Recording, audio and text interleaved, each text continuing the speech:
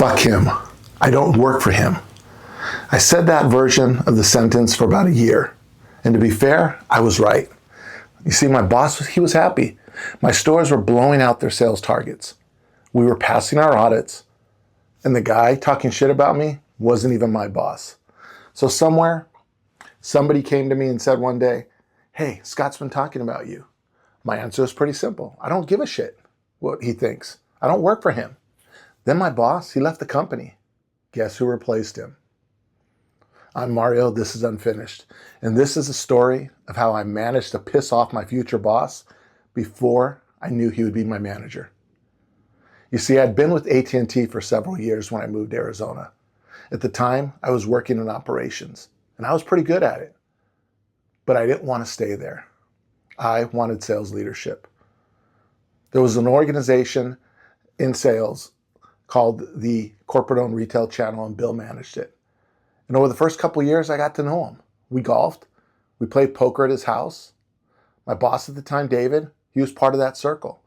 And every so often, I'd remind him, "Bill, I want to come work for you someday." Eventually, he gave me the opportunity. AT&T was launching corporate-owned kiosks in Arizona.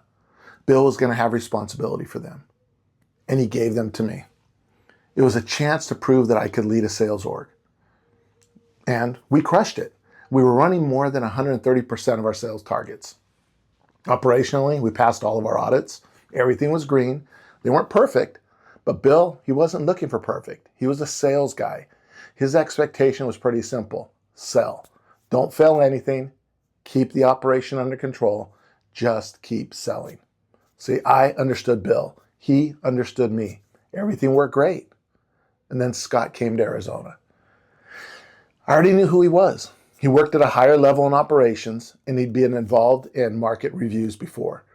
So when I heard that he was coming to Arizona to run the corporate-owned retail stores, everything was fine. Nobody knew exactly what was going to happen with my kiosks. Would Scott get them? Would they be split among existing districts? Would I stay managing them? Would I go somewhere else? Nobody knew. What I did know was that Scott started visiting all the stores. And when he looked at my business, he saw something very different from Bill. See, Scott, he was an ops guy. He looked at the details behind the numbers. And while my operation results, they were all passing, they weren't where Scott would want them to be. And at first, I didn't think much of it. Then people started coming to me, my peers, people I trusted. "Hey, Scott, just so you know, he's been talking about your stores." Then I heard the line, "If Mario worked for me, I'd fire his ass." Now, maybe there was a mature, politically intelligent response available to me at the moment. I didn't choose that one. My response was basically, "Fuck him. I don't work for him." And technically, I was right. Eventually, Bill had an opening in the indirect sales organization that he was overseeing. And by this point, after everything I was hearing about Scott, Bill didn't have to ask me twice. I moved over. Scott took over the kiosks. I stayed with Bill. Problem solved.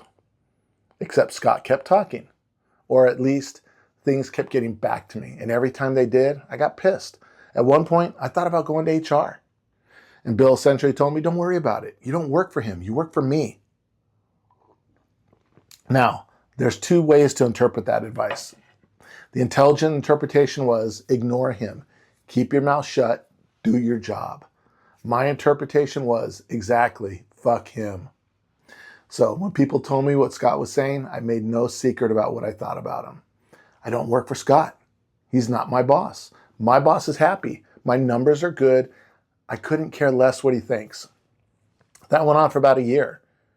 You can probably see the problem already. I couldn't. Eventually, Bill left AT&T for another company. And somewhere else in the organization, another decision was being made. My old boss, David, he was going to take over the corporate-owned retail organization. That meant AT&T needed a place for Scott. I got called into the office of Chris, he was our VP at the time, and he told me about the changes. David's moving to Scott's role, and Scott, he was taking Bill's. I would now report to Scott. And unlike a year earlier, I suddenly gave a shit what Scott thought. I remember telling Chris I was concerned. Scott and we already had history. He knew what I thought about him. I certainly knew what he thought about me. Chris assured me that everything would be fine. Just keep doing what you're doing. Do my job, perform. So I did. And at first, it wasn't that bad. But it didn't stay that way. The relationship became increasingly tense. There was more scrutiny, more micromanaging, one-on-ones where Scott would press me for answers and keep pressing when I didn't have the answer he wanted at the moment. And here's the strange part. Everything in my organization was fine. I never got written up. There wasn't any catastrophic performance problems. There wasn't a moment where AT&T said Mario can't do his job. But you know when a relationship's changed. You know when every conversation feels a little bit different. When every meeting has something sitting underneath it that neither person is saying. Scott knew what I thought about him. I knew what he thought about me. And that was the end. It went on for about a year. Then one afternoon, right before I was supposed to go on vacation, Scott calls me into the office. There had been an ethics complaint. Someone made an allegation that I had content on my laptop that violated company policy. It was a serious accusation. And because of the nature of it, they were going to need to investigate. Problem was, they needed my laptop immediately. The issue was, I didn't have it. I had been visiting stores that day. The laptop, it was at my house. Scott told me he would have to accompany me home to retrieve it. So I get in my car. Lo and behold, Scott hops in right next to me. Think about that drive for a second. A couple years earlier, fuck Scott. I don't work for him. Couldn't care less what the guy thinks. Now he's sitting in my car on the way home to confiscate my company laptop. Life has a sense of humor. We get home. I'm getting ready to go inside to get the laptop. Scott wants to come in with me. From the company's perspective, I understood why. If there was evidence on that laptop, they couldn't give me 10 minutes alone with it to make evidence disappear. But there was a line, and that line was my front door. Told him that he was not coming into my house. He respected that. He waited in the car. I walk inside, grab the laptop, come back out, hand it to him, drove him back to the office. And then I go on vacation. Strangely enough, wasn't worried about it because there was nothing to find. There was simply nothing there.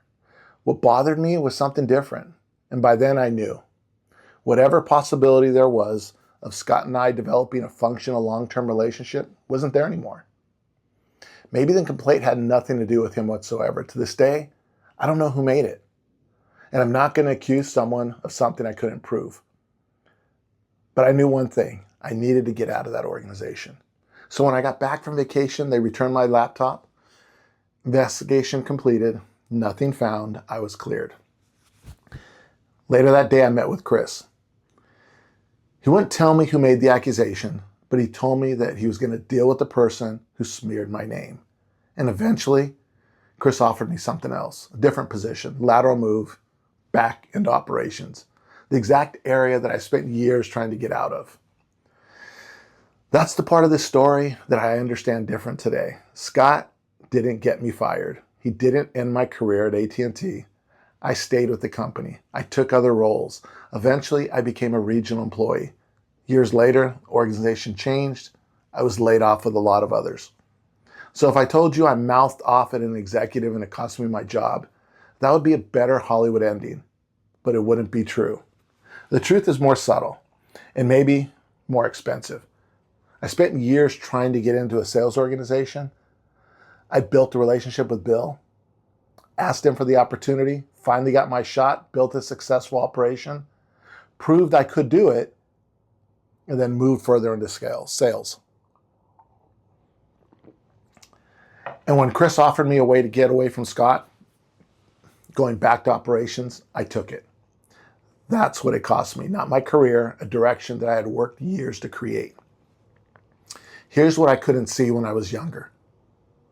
I wasn't wrong to disagree with Scott. Maybe he was right about some of the operational things. Maybe I was right, sales deserve more weight. Doesn't really matter anymore. And what I wasn't wrong about was saying that I don't work for him, because I didn't. My mistake was thinking that someone else's opinion didn't matter today. It couldn't matter more tomorrow. Corporate America has a funny way of moving the chairs. Bosses leave, organizations, they restructure, departments merge, people get promoted, people move. And sometimes the guy that you spend a year telling everyone that you don't give a shit about shows up Monday morning as your boss. There are things you could think. There are things you could say to your wife over dinner. And there are things that need to come out of your mouth at work. At 57, if someone came to me and said, hey, Mario, this executive, he's been talking about you, saying he'd fire you if you worked for him, I'd handle it much differently today. I might ask what he was seeing. I might tighten up the things that he was criticizing. I might sit down with him and try to understand his standards. Or I might decide he's completely full of shit. But here's what I wouldn't do. I wouldn't spend the next year making sure everybody knew it. Because you don't have to respect someone else's opinion. To respect the possibility that someday their opinion may matter. And if you absolutely have to say, fuck him, say it at home. Oh, and one last thing. Years later, I saw a job online for a regional position at Samsung. I decided not to apply for it. And then as I was scrolling down LinkedIn, I found out Scott works for Samsung now. Sometimes rejection is God's protection. I'm Mario. This is Unfinished, and I'll see you in the next one.